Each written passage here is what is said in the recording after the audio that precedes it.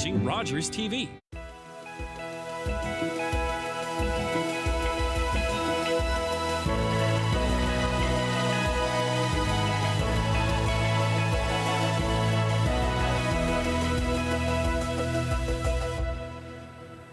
Thank you so much for joining us here on An Hour to Give. I'm Sam Laprade.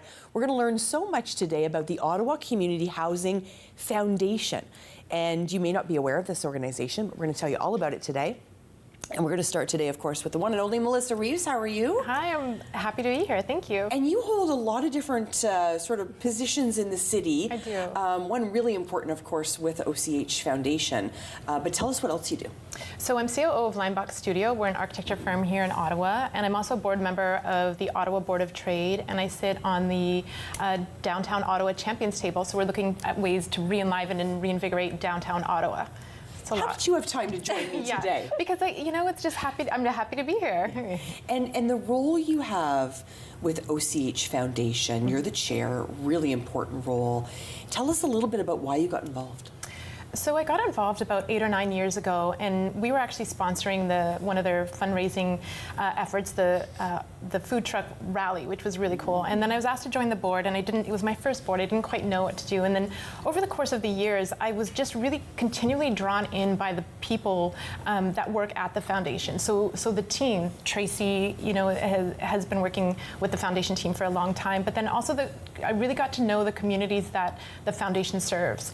And for me, especially what was especially important was helping single moms, families, newcomers to Canada, refugees, and there's all sorts of people, young people. There's 33,000 people in the communities that we serve across Ottawa, and it's incredible. And so what keeps me here is really a sense of humanity that I think our foundation conducts itself with, and how we help all the people that we need to help with, across the city in a myriad of ways. Mm-hmm. You couldn't ask for anything more in a board chair. No. And I know you know this, Tracy Sporer-LaFrance, Executive Director of OCH Foundation. Tell me a little bit about your role. How important is your role? Yeah, I think that it's evolved over the years in terms of the team has evolved. So I've been a part of the OCH Foundation over the last 4 years. And to see where we were 4 years ago versus where we are today, I'm very proud to be a part of that team. And the team members that have come on, and also the board support, has been the most special thing, and I never take it for granted. And I think that I tell them that every day in terms of the team and the board, how grateful I am to be a part of this organization and a part of the work that we're doing in the community. And I think that would be probably people's first question. They're like, okay, I know about Ottawa Community Housing Corporation. That's very different than what you're doing. Of course, you're aligned.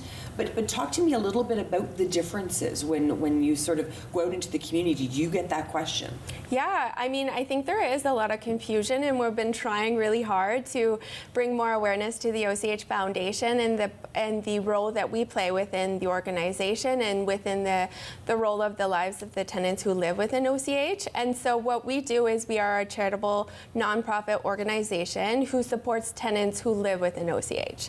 So the 33,000 tenants can access our programs. So we have 6 core programs, and in terms of pillars, it's like all our programs are either education, employment, or community engagement focused. And so just to give a few examples, we have a bursary program called the Inspired by Learning Bursary, and we give out $1,000 to individuals pursuing post-secondary education. We have a RecLink program where we sign children and youth up for recreation for free. We'll make sure that they have equipment, that they have proper transportation, and that they are able to access recreation just like their friends. So we have about 6 core programs that we offer, and they all have a reason for existing, and I feel like they all have a really great impact within our communities. And the word is impact. And I think I'm going to go back to the number you shared earlier, because I want to pause here for a second. 33,000 tenants. I mean, that is that is an incredible number. And I always picture Canadian Tire Centre. So you're basically filling that twice. I mean, that's remarkable. Yeah, it is remarkable, and not always in the best ways. And so in the communities that we have across the city, really serve a really big cross-section of different types of people. And so we also have a lot of programs, as Tracy mentioned, that focus on youth and children, but there are also a lot of needs outside of that we haven't had the opportunity to yet service, but the need is so great. And so we have seniors and people living with mental health and addiction issues. There's all kinds of different, and then also families and single parents that are in need of support too. So the corporation really sets up the bricks and the mortar for a family or an individual, and what the foundation does is offer kind of the softer supports that really help them to survive and to thrive in the community. I love the word thrive. Yeah. Because that's really what about a community is, right? Is ensuring that we have those supports. And I think there's maybe some misnomers about that kind of support that's required. Can we talk about the need a little bit? Because I think when we talk about the support and we hear, I mean, there's not a day we don't turn on the radio or a day we don't read in the newspaper, affordable housing crisis. So those really dovetail, right? Yeah, definitely. I mean, I've been lucky enough to be a part of the OCH Corporation and now at the foundation for the last 12 years. So just personally, I've seen a very big difference in terms of the needs and in terms of, what was a problem 12 years ago versus what are the issues now. And I think most of the basic needs aren't being met in some of these communities and homes. And so we are trying our best to grow our programs with those needs in mind, to be able to we have this big dream at the foundation, and I always love sharing it because I think that that's where it starts, is that every program that we offer is accessible to everyone who needs it. And so I'm hoping in 10 years' time or whatever time that takes us to get there, that we're able to support everyone who applies for a bursary through the Inspired by Learning bursary or applies for RecLink, and we don't have to say no to anyone. But we are at a point where we will have to make some decisions in terms of, do we create a waiting list for RecLink? Because we are a very small but mighty team, and the team is working extremely hard, but we do have to make sure that we're supporting them and that the workload is doable. Well, 100%. And I mean, that's all about growing the foundation. Yeah. And I think that's one of the reasons we love having you today, is being able to maybe bust some myths about the work, but also inspire people to jump on board. What would you want someone to do if they're listening right now, knowing the need in the community? What's the call to action today, Melissa? The call to action would be ultimately to donate, and to donate in either as a one-time donation or as a monthly donation, or even just to spread the word about the foundation. You know, there's, as Tracy mentioned, the needs are so incredible. Inflation has affected us all, but the communities, the individuals living in our communities have been affected and impacted in an outsized way. And so, for instance, the annual median income of our tenants are just over $21,000, but the cost of groceries on a yearly basis is between $14,000 and $16,000. And growing. And so if you're spending most of your money on groceries, you don't have money for anything else. And so our foundation is really looking to supplement with different programs that allows individuals and families and youth and children and seniors to be able to really take advantage of other things that our programming has to offer. And so the donations would help in a huge way, and then also fundraisers, like third-party fundraisers. We've had Bridgehead and I think it was Moxie's as well that have organized our third-party fundraisers, and then the OCH Foundation has been a recipient. So there's a lot of ways to get involved and to give back, but any kind of support is greatly appreciated. It has a huge impact. For sure. And even just having, someone like Melissa as your chair, and then having your board be out in the community, kind of those tentacles into the community, saying, come on board, be part of this kind of third-party fundraising. Donating directly, of course, is always a lovely thing as well. How important is it for you to have the sort of ambassadors in the community? Oh, it's so important, and I think that the board and the team and our partners play a really big role in where we've come over the last 4 years, and where we are and where we're going. So we have these ambitious goals, and we need everyone's support to be able to get there. And I'm very confident in the team that we have. I'm very confident that we're able to respond to the need. The funds just need to be there to be able to respond to those needs. So for sure.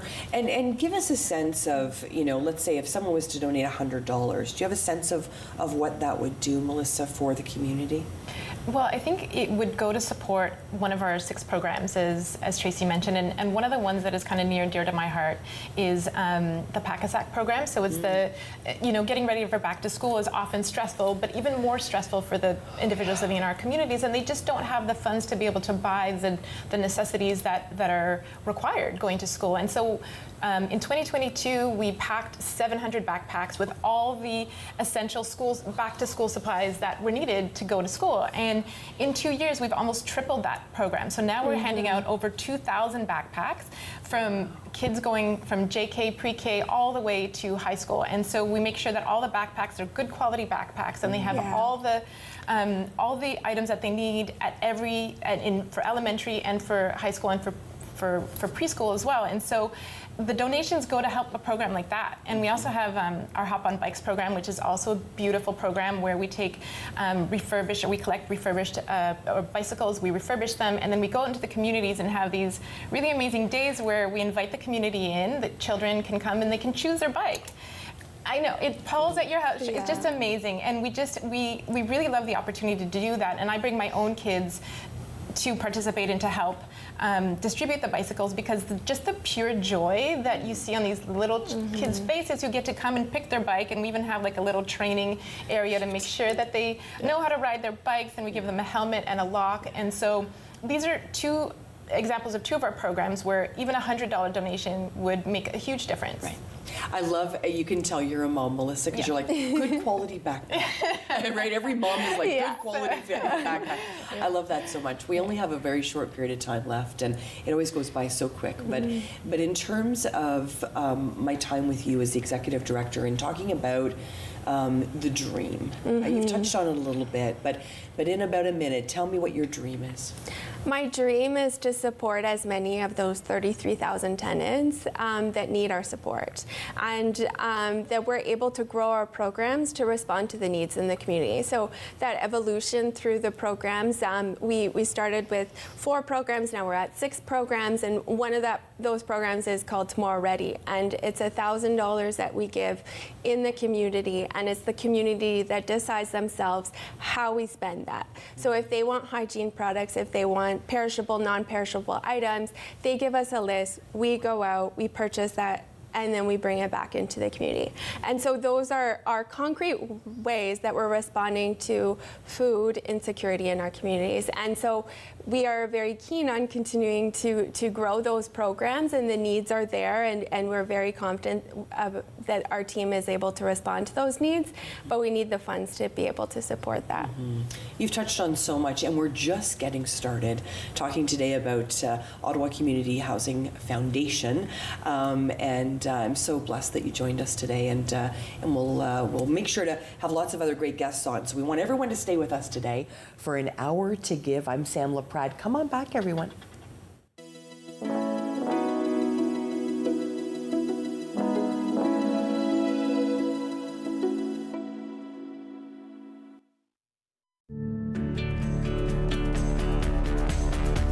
This program is brought to you by Rogers Xfinity, connecting you to more of what you love. Visit Rogers.com for more details. Hello everyone, my name is Kwadwo Karamantang. I'm an ICU physician here in Ottawa, and I'm so excited to bring to you our latest show, Solving Healthcare with Dr. K. We're going to tackle some of healthcare's biggest issues, and more importantly, we're going to talk about ways to leverage preventive health.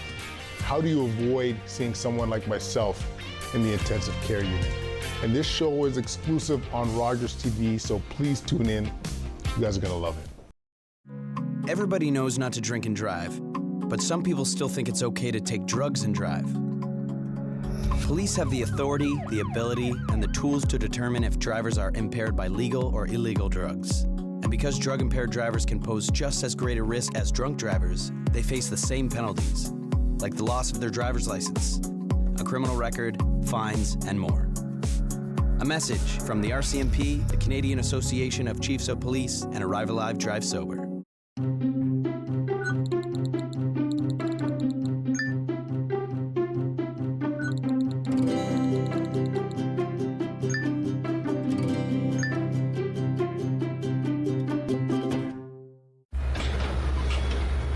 This is a brain in urgent need of mental health care. But because 3 out of every 4 Indigenous people experience racism in healthcare, she may not get the help she needs.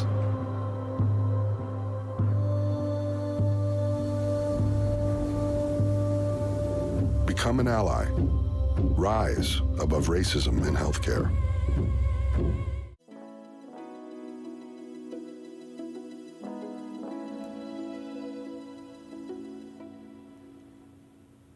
Well, we're going to inspire you about some incredible things happening in this community through the Ottawa Community Housing Foundation. And I'm so excited to welcome to the show Taha Tariq. How are you, Taha? Good, good. I'm Nice to see very you. excited to be here. Yeah, what's your role? I'm a senior program coordinator with the OCH Foundation.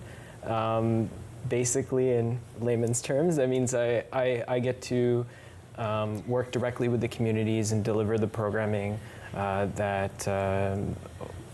like RecLink and PACASAC. I'm the one on the ground working with the community members and community partners to make those programs come to life. So you're really important. I know this. I know this.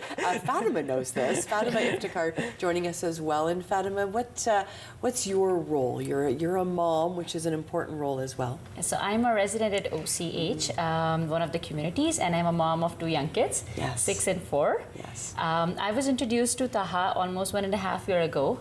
I had a hard time navigating navigating some activities for my daughter, who is neurodiverse as well. So when I was introduced to Taha, I told him that, I'm having a very hard time. I actually enrolled her in a soccer, and then, all the kids were playing at one side, and she was running all over the place because it wasn't for kids on autism spectrum. When I met Taha, I told him all about what I need. So he really personalized the need for me. I told him that I cannot commute so far, so he found a program which was very near to my place. He found a program specially for adaptive learning or kids with autism. And then he also made sure that because I'm a mom of 2 kids, so I had to take my other kid together wherever we go. So I asked him that, I want a program where I need to be with my other toddler too. So he made sure that we go together. So we went there as a family. So I think that's how we start working. Well, I started working with RecLink, and so far it has been going amazing. I think he hides his cape somewhere because it sounds like Superman powers to make all that happen. And you're not just doing it for Fatima, you're doing it for many other families. Yeah, for me, it's really important that with the RecLink program, we are connecting one-on-one with the families. What differentiates us from other programs and kind of what is the charm is that we address the needs. We identify those needs, and then we address those barriers to recreation.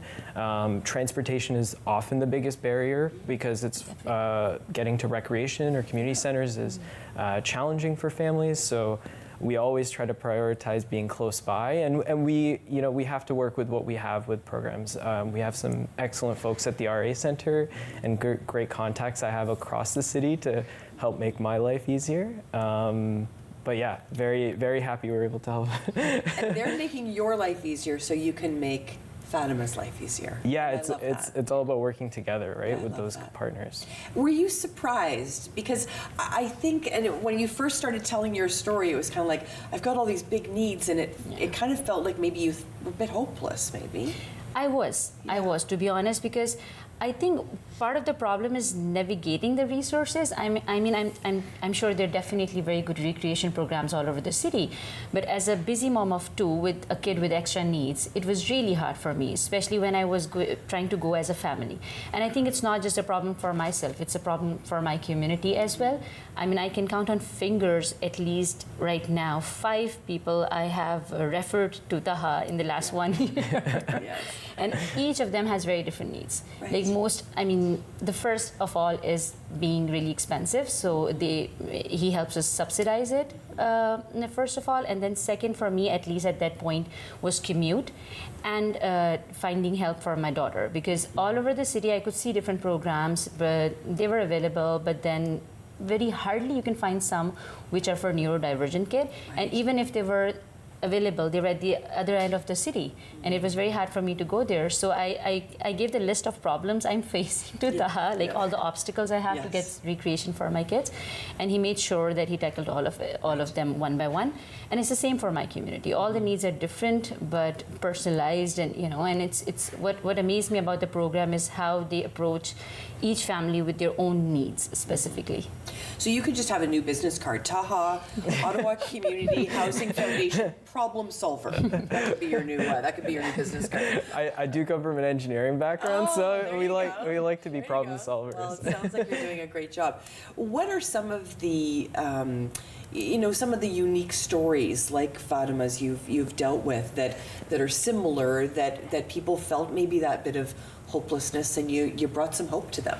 Yeah, I've had the pleasure to work with so many families across Ottawa, and some of those barriers have been as simple as just the cost. They know what the programs are. They have the subsidies. For example, the City of Ottawa has a subsidy called a hand-in-hand subsidy, and they cover up to $185 or 75% of the activity cost.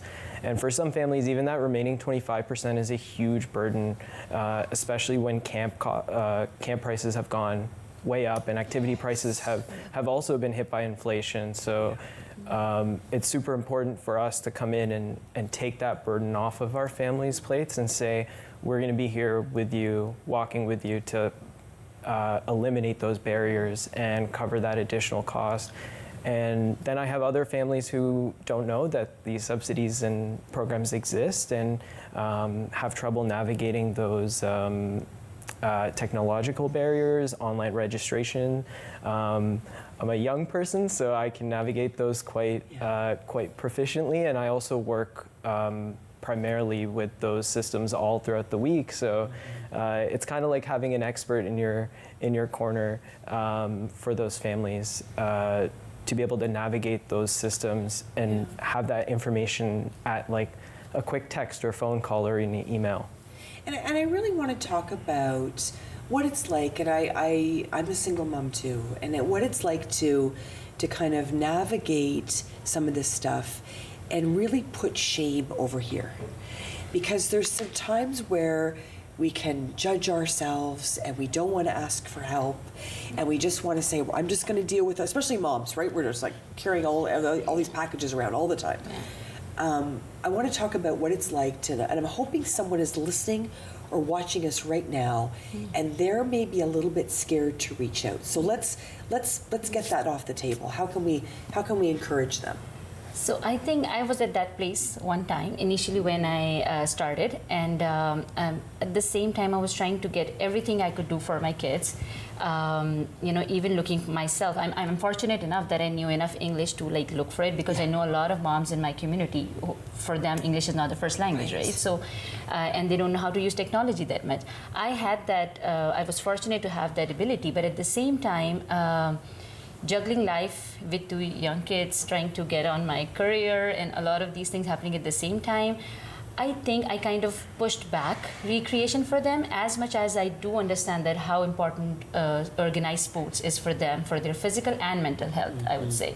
But at the same time, I guess when you have so much on your plate, it's really hard to navigate the process, or the whole process for it at first, and then secondly, as he said, the subsidy and the amount. I mean, again, I was fortunate enough that I got a job initially, but then there are families in my community who hardly had money to make both ends meet. How would they get money to give them kids in extra organized sports or things like that?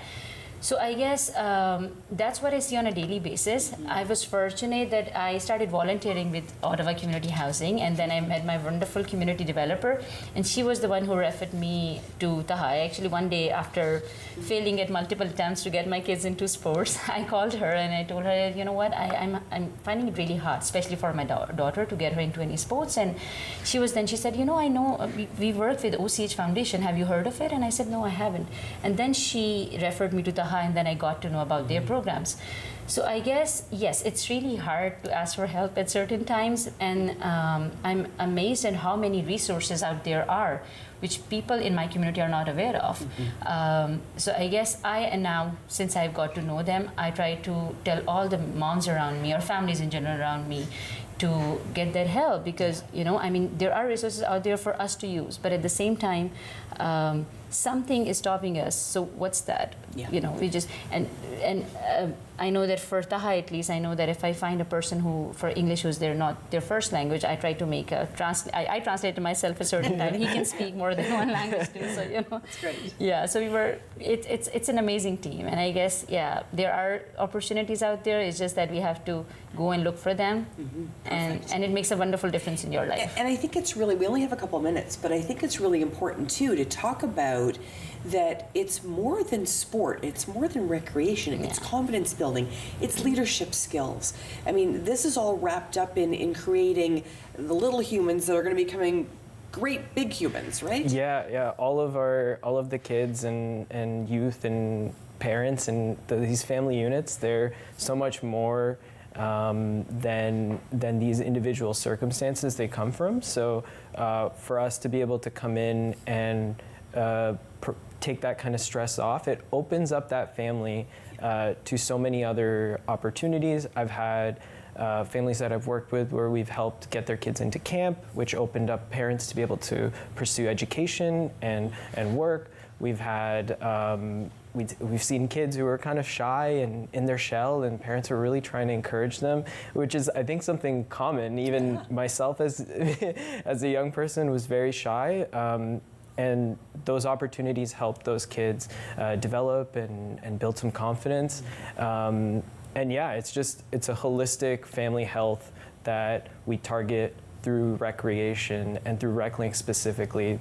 The idea is that we help them navigate that, and then in the process we end up connecting them to other resources, building their confidence with technology, with online registration forms, with what subsidies there are available, what recreation centers. There's some families who might not know that there's a recreation opportunity that's located nearby to them. So, It's incredible. It's incredible. We have about 30 seconds, but I would love you, if you're comfortable, to say thank you to the donors. What would you say to the donors?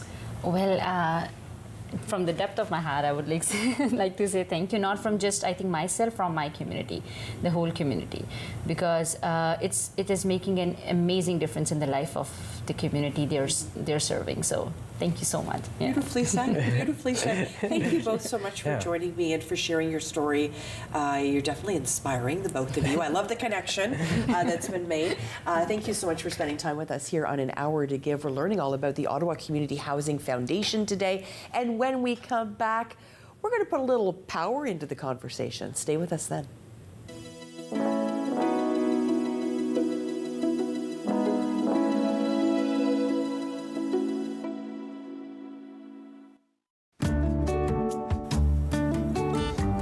Welcome to Community News and Events on Rogers TV, Channel 22. I'm Khadija Abdinor. The Youth Services Bureau of Ottawa is hosting its first ever benefit concert featuring singer-songwriters Jake DeMarche and Elizabeth Royal with special guest Pat Rees. This event aims to raise funds and bring awareness to youth mental health. Enjoy a night of intimate performances and heartfelt stories at Ottawa's Club SAW, located at 67 Nicholas Street. Alongside our talented performers, a guest speaker from the YSB will share more about mental health and the important work their organization does. Tickets are available now on eventbrite.com for $30 each. To learn more about the concert or the Youth Services Bureau, visit ysb.com. To have your community news or events highlighted on our website, please visit rogertv.com, select the events section, and submit your event details. That's it.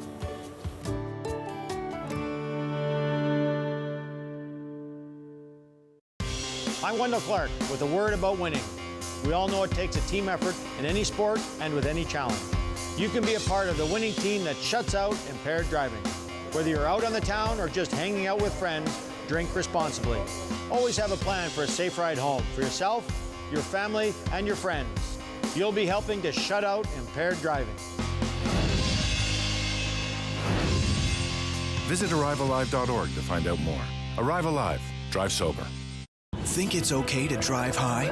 Think again. Drug-impaired driving is as illegal as drunk driving, and in Ontario, the penalties are the same. If police suspect you're driving under the influence of drugs of any kind, or a combination of drugs and alcohol, and you fail a roadside test, your license will be suspended immediately for up to 30 days. You'll pay a penalty of $198. And you can be charged with a criminal offense of impaired driving, the same as alcohol. Driving high is never okay.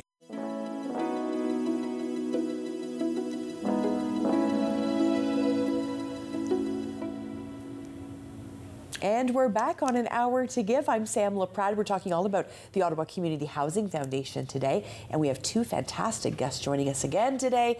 And that, of course, is my friend Annie Premichuk. How are you, Annie? I'm great. Thanks for having me. Nice to have you here. What's your role? So my role is Manager of Partnerships and Innovation, Yes. so overseeing the resource development and comms side and ensuring we have enough funds to run all these important programs. Amazing. And you brought a friend of mine and a friend of yours, Julie Lupinacci, with us today. How are you? I'm well. How are you? And I promised a conversation about power, because when I think about power, I think about Julie, and I think about Hydro Ottawa. Yes, very important person in our city. Very great place. And your role is an important one. What's your title? So I'm the Chief Customer Officer with Hydro Ottawa. Yes. And that gives me the honor and the privilege to look at our community investments and be able to kind of make those connection points with charities like OCH Foundation and others around the city. But this is a really great one and one that our employees really love. Well, what I love about it is that this just makes sense.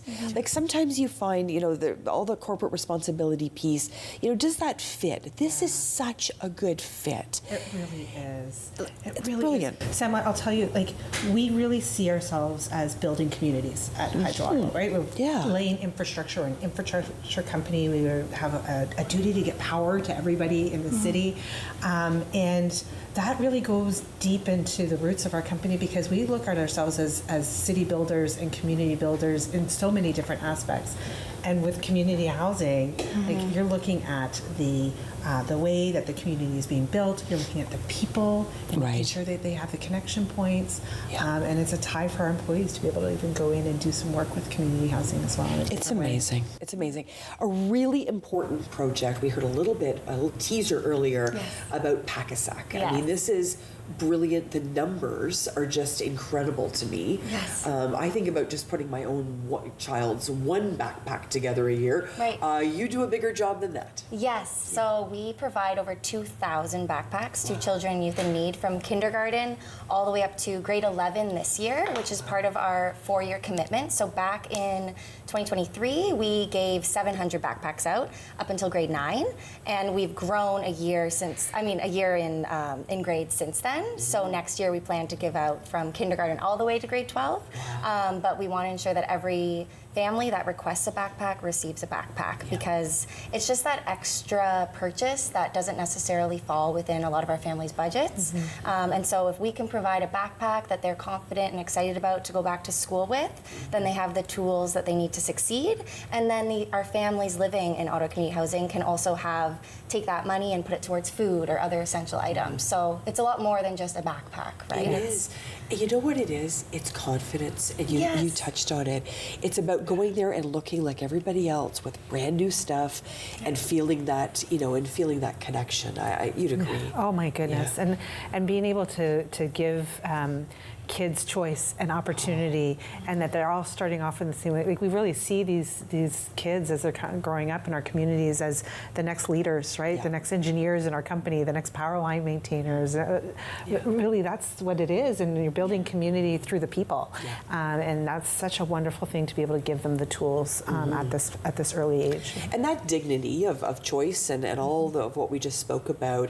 How can others get involved? Because I know you're probably inspiring somebody to say, hey, how can I get involved? Absolutely. So definitely by donating. So it costs around $65 to $100 to pack a backpack, since we use very quality school supplies, and we know the cost of living and the cost of supplies has gone up. So crazy. Definitely donating directly to the PackSap program is one way of getting involved. Another way of getting involved is we have a 24-hour packathon. So that'll be August 7th and 8th, and we are lucky enough to have Hydro Ottawa as one of our lead sponsors. Yeah, we've got a big team going, which is really exciting.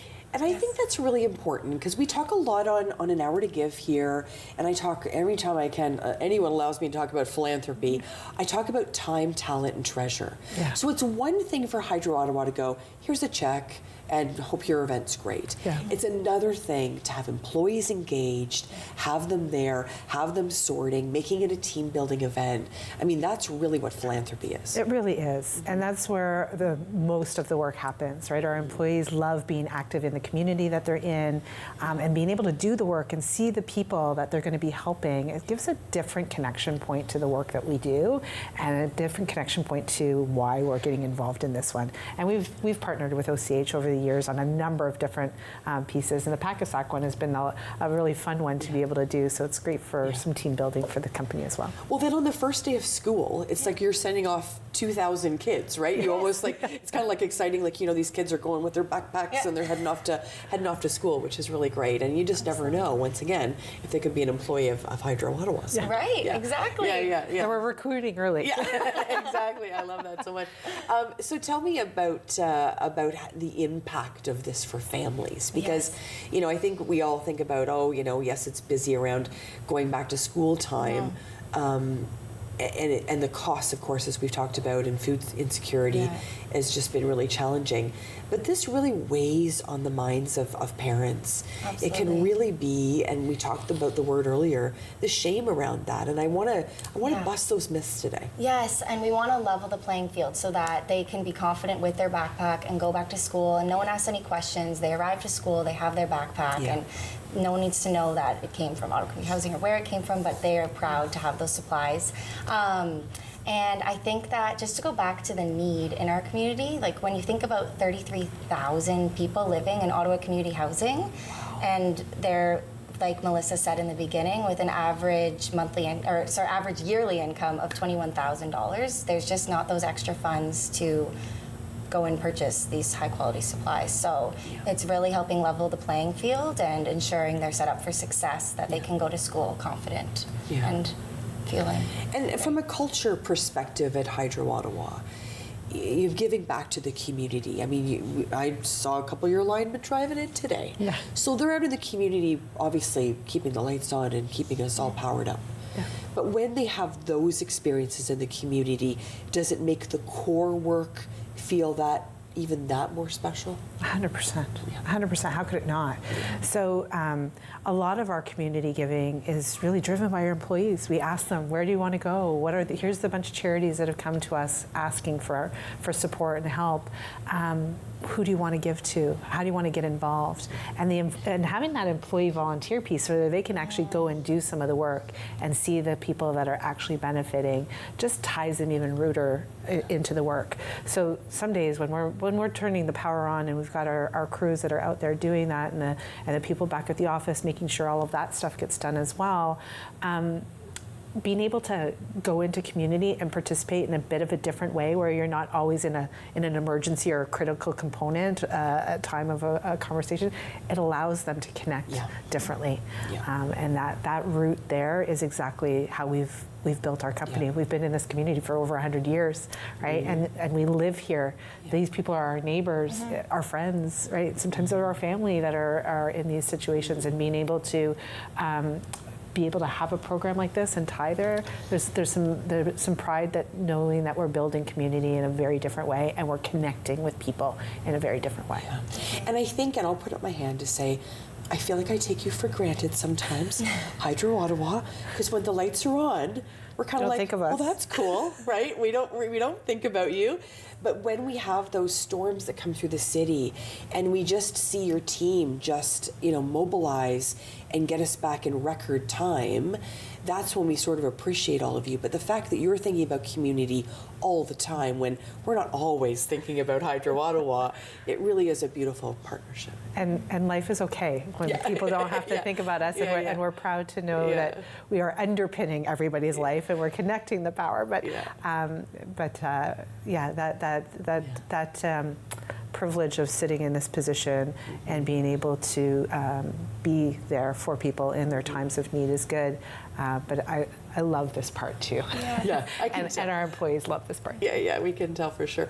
Monthly donations. Can I tell you how much I love? I mean, my family and I, we decide every year who's going to become part of our monthly giving. Yes.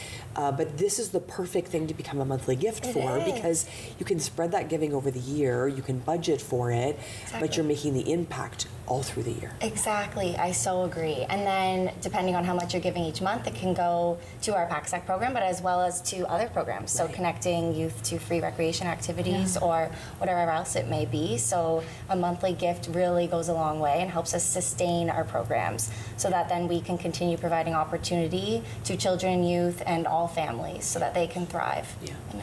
And what would you say, Julie, to others that might be sitting on the sidelines as a corporation and not just giving those checks, but digging deep? Yeah, I think there's a corporate responsibility in helping your community thrive, and at multiple levels. And everybody can do what they can, but I think at a corporation we have the opportunity to pool resources and support in different ways. Cutting a check is the easiest part for a lot of companies to do it, but the benefits that we've seen in getting teams together and just the team building and the camaraderie that comes with that and doing impact towards something provides a very different connection point to community, and I would call on more companies to think through that and pair their dollars with their labor energies, right, and the work and your hands, right, to get the work done. 2,000 backpacks don't pack themselves, right? And Ottawa Community Foundation, we've talked about it a few times, it's a small and mighty team. And could they do that? Probably, but that's going to be a lot of long nights. More than 24 hours.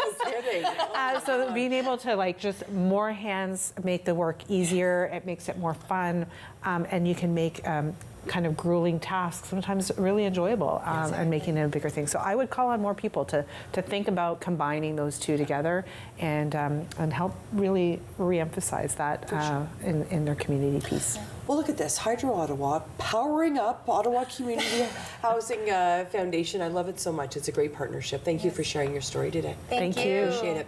When we come back, the one and only Melissa Reeves is going to return, and Annie's going to stay here. So you just never know what we're going to hear from Annie. Stay with us on An Hour to Give.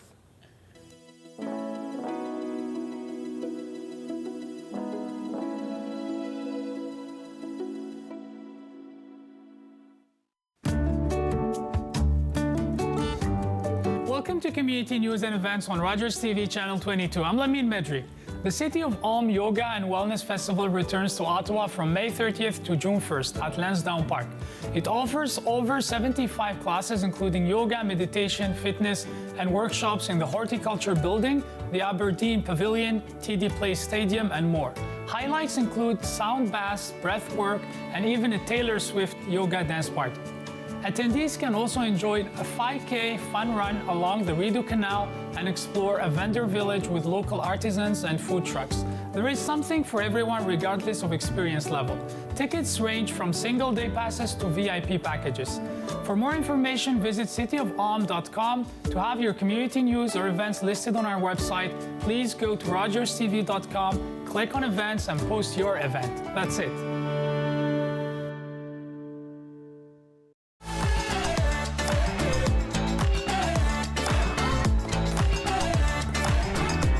Clubs, leagues, and courts in every province and territory across Canada, squash is the sport for wall-to-wall fun, fitness, and friendship. From coast to coast to coast. Learn to play and you'll want to do it every day. Squash. Play inside the box.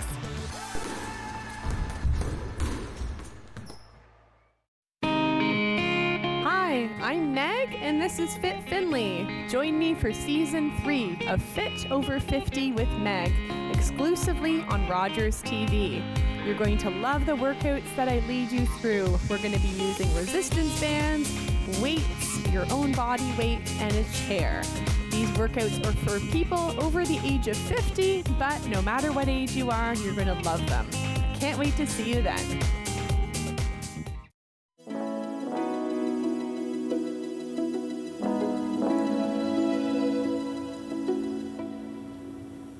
Well, I hope we've inspired you already today all about the Ottawa Community Housing Foundation, and the inspiration doesn't stop. It just keeps going.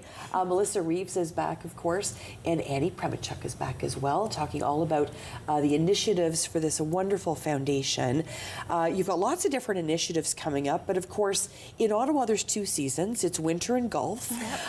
So golf season is right around the corner. What does that mean for the Ottawa Community Housing Foundation? So for us, the golf tournament is really our premier fundraising event for the year, and what it allows us to do is raise the funds we need that go directly to our program, so the 6 programs that we've been talking about right now.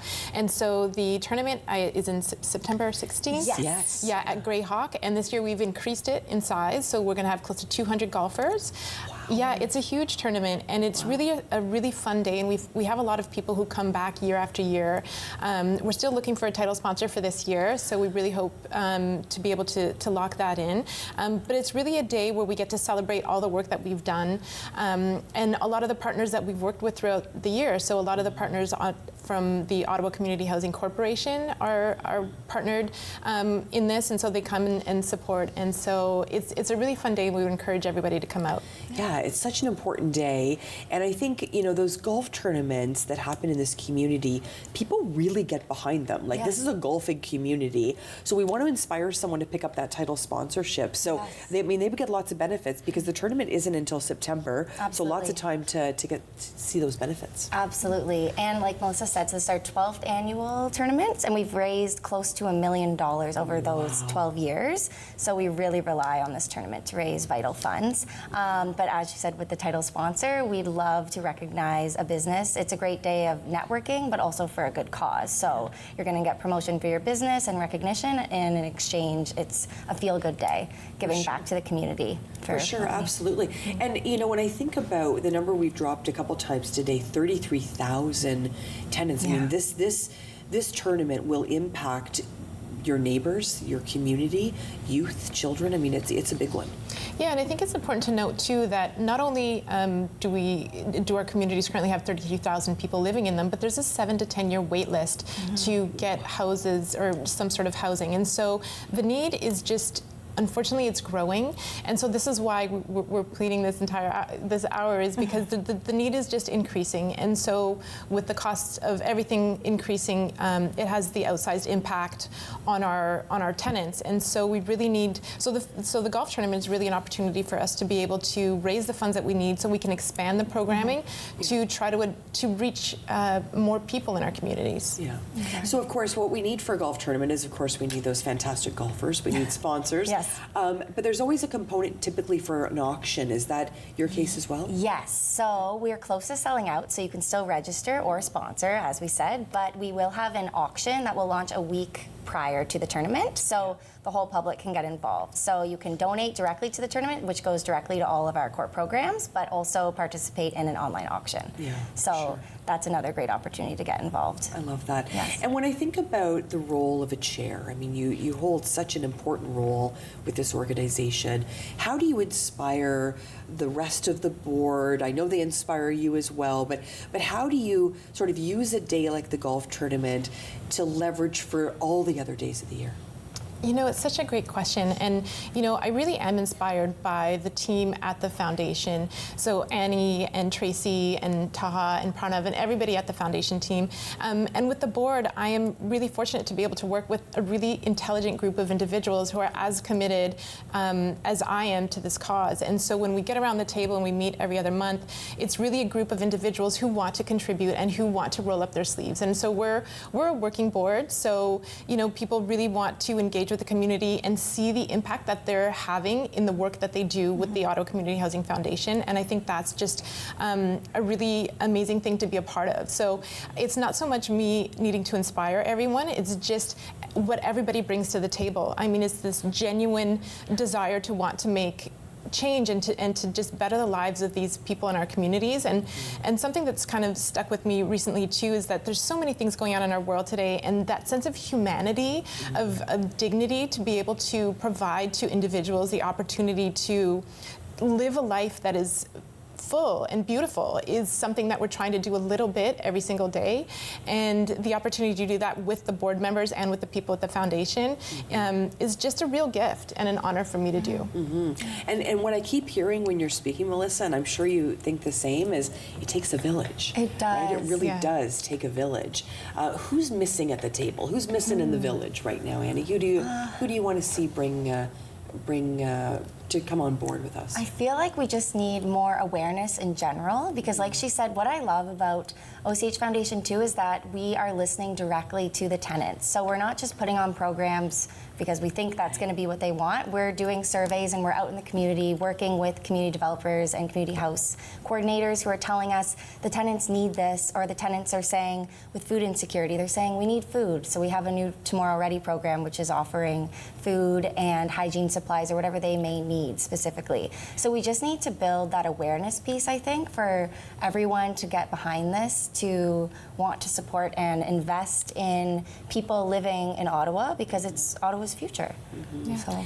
And a lot of chairs want to leave a bit of a legacy. What's your legacy as you have this chairmanship on Oh my this goodness, board? I think it's way too soon to say something. I mean, I'm just coming into a year in this position, and I think, you know, who I look to is the past chair, is Mr. Wayne French, who has been with the foundation for a very long time. And I just see that, you know, he's definitely a mentor of mine, and especially in this role. And he's just always led the foundation, or he had led the foundation with such heart and a lot of courage. And he also has a lot of business acumen as well that is always there and is always present, but he leads with his heart. And I think that's something that I've learned, and something that if there's anything that I can take forward, it's a little bit of that as well. Beautifully said. And I know Mr. French very well, so that's lovely. So you've got so many people surrounding you that are cheering for you. Do you feel it, Annie? Absolutely, absolutely. And I feel like we're only getting started. So the need is growing, and we have big dreams. So we want to continue to grow to meet that demand and meet that need in the community. So we need as much support as possible so that we can continue going at the rate that we're going and growing as quickly as we'd like to serve more people in the community who need it. And we've talked about a couple different ways of giving. So, of course, the event, we've got that golf tournament, which we've talked about September 16th, lots of opportunities there. Then, of course, we talked about monthly giving and about those annual gifts, or, you know, people making that annual gift every single year. And then people that may want to give a corporate gift, partnership gift, a major gift, maybe something over $1,000, something quite meaningful. And then there are people that leave those wonderful legacy gifts in their will, you know, where they think, okay, 20, 25, 30 years down the road, this gift will be realized, but it's something that was meaningful for me. So the Ottawa Community Housing Foundation is open to all of those things, which I love, even though, you know, you maybe haven't been around for 50 years in terms of the foundation, the basis of what you want to do will be. Yeah, absolutely. And you know, in terms of ways to give as well, we're a registered charity. And so anybody who gives, whether it be an individual or corporation, a one-time gift or monthly gift, you get a tax credit for that. And also it goes to directly supporting our programming. And there are also other ways to give too, in terms of getting the word out about our events, but then also for the golf tournament in particular, if somebody wants to contribute some items to the silent auction, you know, one of the things too would be to purchase some gift cards, and those are things that we can auction off as an example. That's kind of an easy thing to do as well. And so any type of contribution is very welcome and much appreciated. And I know how hard you're all working over there. Is there a need for volunteers, for instance? Yes, there definitely is. So we have a bunch of different volunteer opportunities throughout the year too.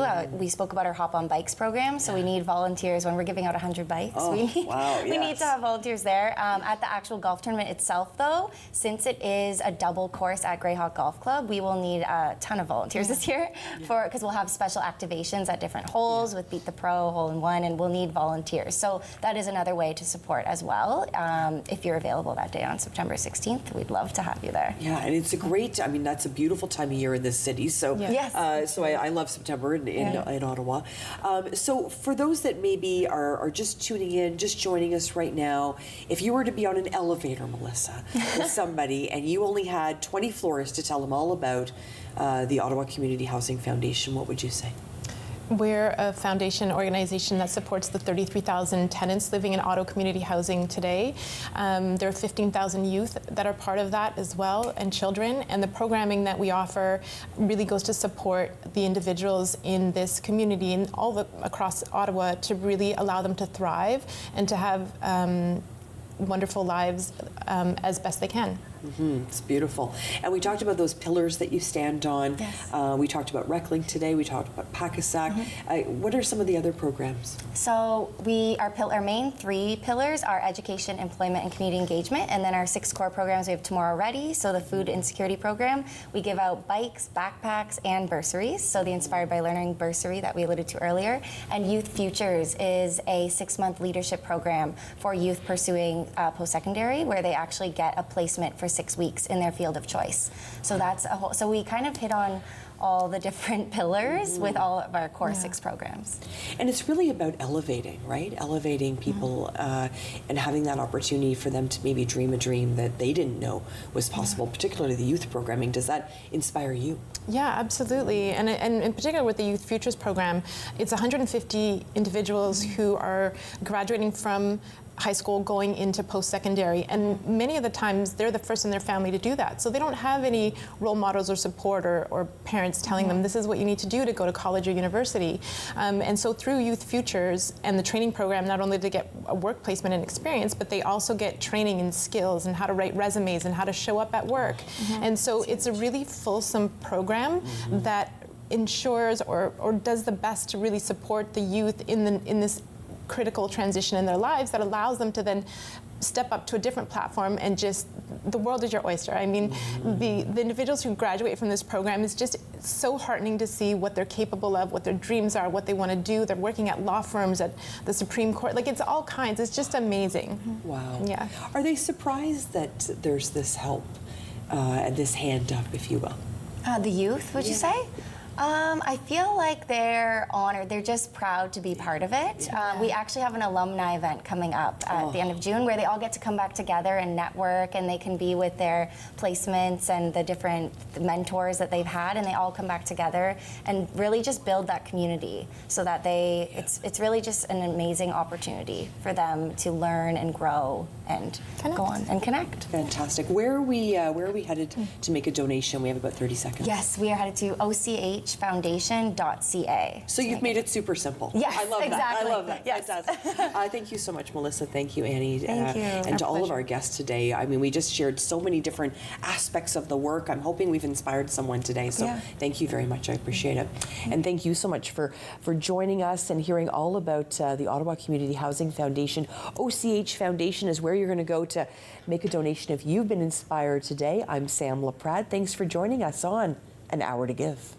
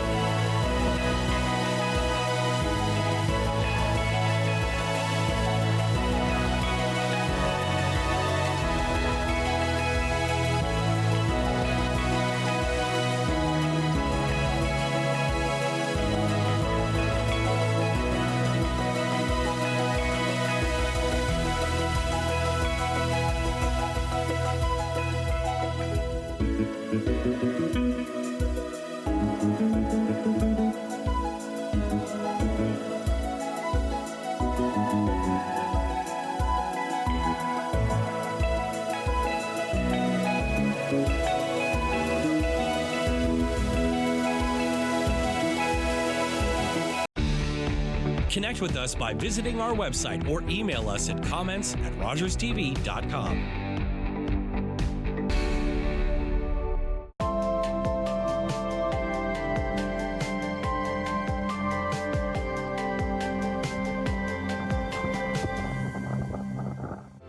This week on Canada Files, Dr. Samantha Nutt, a physician, humanitarian, and founder of War Child Canada and War Child USA, which works to help victims of conflict around the world.